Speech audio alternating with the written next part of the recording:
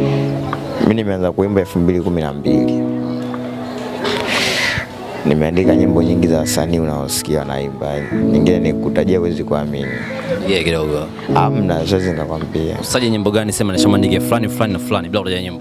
Siwezi nikataja mabrother. Yeah. Alafu mimi sina, yani mimi Mungu alivyoniumba ni sinaga maneno kwamba nimwandikie mtu nimwandikie sijui nini. Sinaga mambo hayo. No. Sinaga dharau kwanza na mabrother usiku. Kuna wa respect na mimi naandika nyimbo vizuri na ninaimba. Kwa hiyo kutokuwa pamoja haijalishi eti mimi nitasimama au wao watasimama, kikubwa ni juhudi, kila mtu afight kwa upande wake. Allah atabless tu. Kama wote tulipangiwa kwenda tutaenda, kama mmoja alipangiwa kwenda viral ataenda, mmoja atabaki. Kwa hiyo ni hivyo tu.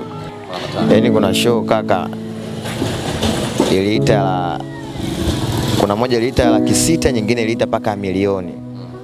Unaona? Hiyo ya milioni ndo nilipagawa, napigiwa simu, pateni vipi fresh.